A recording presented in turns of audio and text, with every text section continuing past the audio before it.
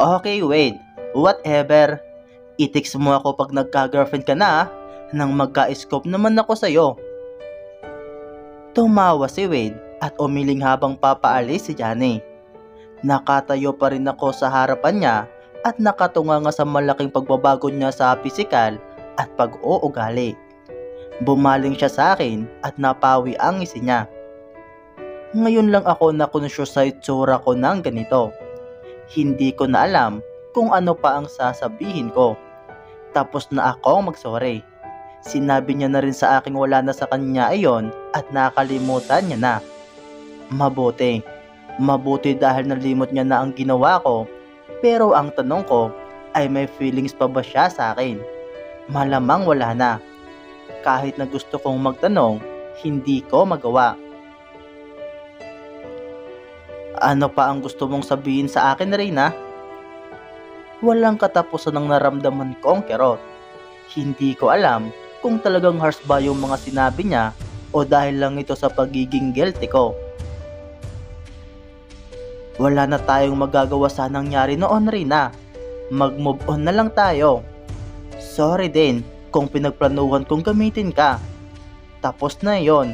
We were teenagers. Kung nagkunwari ka noon, well then, that's too bad. Nagkibit balikat siya. Aalma na sana ako sa sinabi niyang pagkukunwari ko na mali yung mga sinabi ko noon. Pero bago ko pa maibuka ang bibig ko para magsalita, oh, andito na yung friends mong boyfriend. Tumingin siya sa likod ko. Napatalon ako at napatingin na rin sa likod ko. Nakita ko nga fronting si Liam papunta sa amin. Reyna? Tawag niya kahit malayo pa siya. He's not my boyfriend, Wade. Sabi ko. Oh, iba ba yan sa pagbabago mo? Akala ko ba sa mundo mo, hindi naghahalikan ang magkakaibigan? Bakit ngayon naghahalikan na? Yan ba ang natutunan mo sa 4 na taon sa ibang bansa? Magsasalita na sana ako at sasagutin siya, pero Liam. Tawag niya sabay high five kay Liam na nasa likod ko na. Nilunok ko na lang ang mga salitang sasabihin ko sana. Bakit ka nandito, Reyna? Tanong niya sabay pamaywang sa aming dalawa ni Wade. Kinausap ko siya para sa pagdidesign sana ng suit ko. Wow! Malaki ang ngisi ni Liam sa akin. Umamba siyang yayakapin ako. Your first job over in the Philippines, Reyna. Amazing! Big time agad! Narinig ko ang pagtawa ni Wade kaya napatingin ako sa kanya. Nakatitig siya sa akin gamit ang sarcastic niyang mga mata at ngiti. Magaspang ang ugali nitong si Wade pag naiinis siya kaya malamang ay inis na inis pa rin siya sa akin dahil sa nangyari noon. Pero pag nasa harap kami ng ibang tao, ay iba yung ipinapakita niya. Nakikipagplastikan siya. Napawi ang ngiti niya nang mahigpit akong niyakap ni Liam. Nag-iwas siya ng tingin, kaya napatingin ako kay Liam. Congratulations, Reyna! Magpapaparty tayo mamaya sa inyo. I'm sure your mom and dad will be happy about this. Biruin mo, unang tapak mo pa lang sa Pilipinas. Hey, can I go now? Sige see you around, Liam. Pagkalingon ko kay Wade, ay sumakay na siya sa sasakyan niya at maingay na pinarurot ito palabas ng parking lot. Natahimik kaming dalawa ni Liam habang tinitignan ng paglabas ng Mercedes-Benz niyang 2-seater. Nagmamadali si Wade, baka may lakad. Pero basta Reyna, mamaya, parte. I'm not even sure kung totoo yung sinabi ni Wade. Bakit naman hindi? Sinabi niya, di ba? Hindi totoo. Natigilan ako sa sinabi ni Liam. For some reason, may naalala akong mga sinabi ni Wade na hindi ko pinaniwalaan noon. at panama masyado yung sinabi ni Liam. Tulala ako sa sasakyan ni Noah. Papunta na kami ng bahay. Maraming nangyari kanina kaya hindi ko maproseso ang lahat. Maraming sinabi si Corinne sa aking hindi pa pumapasok sa utak ko at marami akong nalaman tungkol kay Wade na nagpabaghabag sa akin. Tamad na nag-drive si Noah pabalik ng bahay. Hindi siya nagsasalita as usual kaya ako na mismo ang nagtanong sa kanya. "Iyo okay?" Tanong ko. Dapat ako yung nagtatanong sa iyo niyan. "Are you okay?" Sumulyap siya ng nakangiti pero malungkot ang ngiti niya. Umiling ako at nakita ang sarili kong refleksyon sa mukha niya. We are like in so many ways. Okay lang naman. Alam kong hindi mo alam yung mga pagbabago kay Wade and I know your history with him. Nag-away din kami noon dahil sa pag-alis niya. Pero we're cool now. Are you cool with him? Iwan ko. Pag may tao, maganda naman siyang makitungo sa akin, pero pag kaming dalawa, para niya akong pinapatay sa sindak. I think so. Niyaya niya akong mag-design ng suit niya. Natahimik si Noah at tumingin na lang sa kalsada. Ilang sandali pa bago siya nagsalita ulit. Tinanggap mo ba? Hindi niya naman ako tinanong talaga. Bigla niya lang sinabi. You should be cool with him, Rina. Kasi kung hindi, ibig sabihin hindi ka pa nakaka-move on. I heard sinupalpal mo pa siya noon ng masasakit na salita. Noah, I'm cool with him, alright? Ngumisi siya. Buti, kasi maging si Rosin ay kaibigan na niya. He's move on. You should too. Ito na talaga ang pinakamatinding revelasyon na natamo ko ngayon. Hindi ko na natikom ang nakaawang kong bibig hanggang sa nakauwi na kami ng bahay. Milya-milya na ang layo ng pangako dahil sa pagkakalaglag nito. Okay na si Wade at Rosin? Tanong ko kay Noah nang papasok na kami sa bahay. Yes, Rina. Nagkibit balikat siya. Bakit? Paano? I don't know. Bigla na lang silang naging okay. Nakamove on na si Rosin at ganun rin si Wade. Magbibihis lang ako. I'm exhausted. Pinagmasdan ko na lang siyang dumiretso sa taas at sa kwarto niya. That assured. Where the freaking hell is Rosin? Rina! Tumatawang demonyo si Rosin nang dumating sa bahay pagkatapos ng 2 oras kong paghihintay. Nabatin na ako ni na mami at daddy at naghahanda na ng pagkain para sa welcome celebration ko.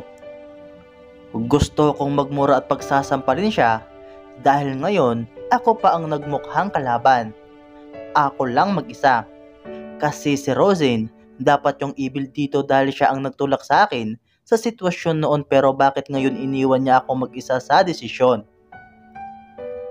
Oh, ano? Lumayo siya nang nakangisi ng sinugod ko siya. Nakita ko sa likod niya ang kararating kong best friend. Pinagsasapak ko si Rosin. Tumatawa lang siya na paharang baliw. Ako naman dito, inis na inis. Litsi ka! Litsi! Seriously, what is your problem? Pagkabalik mo dito, iyan agad ang isasalubong mo sa akin? Litsi! Hiningal ako sa pagsasapak sa kanya. Welcome home! Tumawa ulit siya. Nabalitaan ko rin na may offer ka kaagad sa pagdi-design. What an amazing comeback, Rina! Oh my God! Sobrang gusto kong tumawa at umiyak. Gusto kong maglumpasay sa iyak dito sa aming sahig. Gusto kong guluhin ang buhok ko. Sabunutan ng sarili at magmukhang si Sisa. Invite your friends, Rina. Support tayo mamaya kakain, di ba? Naka-fist palm na lang ako at umupo sa sofa. I need to calm myself. Rina? Tawag ni Corinne. You okay? Hindi ako makapagsalita dahil baka mamura ko lang si Rosen sa galit. By the way, sabay hawak ni Rosen sa magkabilang balikat ko. Inimbitahan ko nga pala ang unang kliyente mo. Of course, your first offer wouldn't be possible without him. Nag-iiko gamit ang demonyong boses sa utak ko ang sinabi ni Rosen. Of course, of course, of course. Your first offer wouldn't be possible without him. Your first offer wouldn't be possible without him. Sinong inimbitahan mo, Rosen? Halos makalmot ko na siya sa inis, pero nakangisi siyang umatras at nailagan niya ang mga kuko ko. Sino pa ba ang kliyente mo? EDC with Ribas. Oh my God! I think I'm gonna be a criminal. Naligo ako at nagbihis. Nanginig ang paa ko habang pinapanood ang sarili kong buhok na binoblow dry ni Corinne. Isa pa ang isang taong ito. Walang sinabi sa akin, kaya windang ako pagbalik ko dito. Ano ba, Rina? What's with your face? Stop being so grumpy. Ano ba ang nagawa ng mga tao? At bakit mukha kang buwisit sa lahat? Ano? Hindi ko alam. Hindi ko alam kung anong ginawa nyo at bakit buwisit na buwisit ako. Pero nang papatuyo na ang buhok ko, unti-unti kong na-realize kung ilang taon na ang nagdaan. Maaring sa loob ng 4 na taon na iyon, maraming nangyari sa buhay nila na hindi ko alam. Nakamove on na sila. Totally. Ako lang ang hindi. Ako lang ang panghihinayang. Kahit nasa malayo ako pa ang hindi nakamove on. At silang mga narito, sila pa yung agad nakalimot. Ako lang naman pala. Ako lang mag-isa. Tinulak ako na Rosen na ayawan si Wade noon, pero ako pa rin ang nagdesisyon sa huli. Kahit naharamdaman ko at alam kong mahal ako ni Wade noon, mas inuna ko ang pride ko. Kaya ngayon, ako lang ang mag-isang tumatamasa sa mga kahibangang ito. Rina, come here. Sabay kaway-kaway ni Liam sa sinit up ng mga table malapit sa pool namin. God, I can feel the butterflies in my stomach. Kasi hindi naman gaanong maraming tao, pero may isang tao akong nakikita sa gilid ng mga mata ko. Nakaupo lang siya doon at nakatingin sa akin. Hindi ko siya magawang sulyapan kasi baka mas lalo lang mangatog ang mga binti ko. Sinuyod ko ang 3 table, skipping Wade. Nandoon sina Warren, Joey, Rosen, Corinne, Noah, Liam at may 4 na babaeng hindi ko kilala. I guess the Rosen's friends. 2 sa babaeng iyon ay nasa table ni Wade. Yung other 2 naman ay nasa table ni Warren at Joey. Wow, Rina, you look so good. Tumayo si Warren at niyakap ako. Kanina ko pa gustong sabihin sa iyo ito. Ang ganda mo na talaga. Ang laki ng pinagbago mo. Tumawa siya. Oo nga, Rina. Baka sakalang pwede kang maging stylist ko. Pero ni Joey. Ngumisi na lang ako sa mga bero nila. Mahal si Rina, guys. Tumawa si Liam. Mahal yan, kasi experience. Kaya naman sa kanilang pag-big time na tayo tulad ni Wade. Napatingin ako kay Wade na nakangisi at nakikinig sa mga kwento ng 2 babae. Kumunot ang noo ko. Pinalaki ko na lang ang tainga ko para pakinggan ang kwentuhan nila. Ano bang type mong babae at bakit wala ka pang girlfriend? Naka-chop top tsaka miniskirt lang yung babaeng nagsasalita. Yung isa naman ay nakapants pero may cleavage namang ipinapakita. Rina, nag-snap si Corinne sa harap ko. Ano? Kumain ka na. Ito, kumuha na ako ng pagkain. Parte mo pa naman ito. Sabay pakita sa pinggan niyang puno ng pagkain. Ako na ang kumuha sa pagkain niya. Rina. Sabi ni Liam nang nakangiti. Thanks, Liam. Ngumisi ako at tinignan ng pinggan na puno ng tamang pagkain. Ikaw talaga.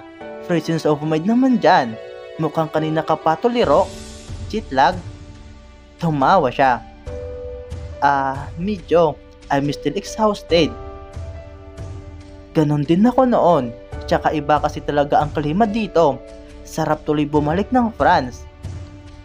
Hindi mo ba na-miss yung pa-coffee shop natin at ang magagandang tanawin? Puro kasi polusyon dito. Alam mo na. Of course, nami-miss din. Naaalala mo ba yung tumatambay tayo lagi sa tapat ng lake? Tapos ginuguhit mo ako? Umawa siya. Oy, magaling gumuhit ng portrait si Rina. Singit ni Warren. Alam ko, Dod, marami siyang ginuhit na mukha ko eh. Obsessed yata ito sa akin. Namutla ako sa pinagsasabi ni Liam. Nararamdaman at nakikita ko ang pagtitig ni Wade sa gilid ng mga mata ko, pero di ko na lang siya nilingon. Marahan ko na lang na kinain yung pagkain ko at pinakinggan si Liam. Siyempre, kaming dalawa lang lagi magkasama doon. Talaga?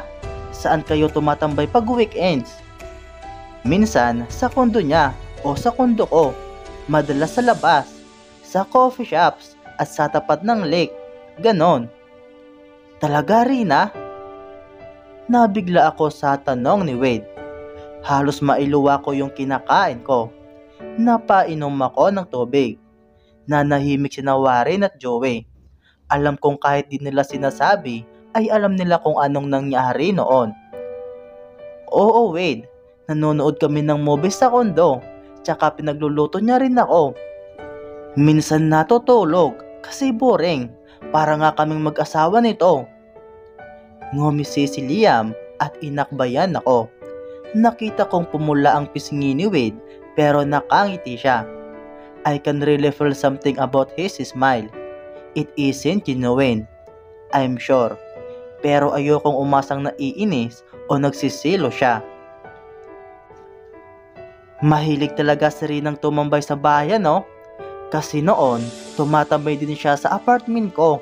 Kaya lang, hindi namin kayang matulog. Napaawang ang bibig ni Liam sabay tingin sa akin. Nag-iwas ako ng tingin at nagdasal na sana matapos na lang ito.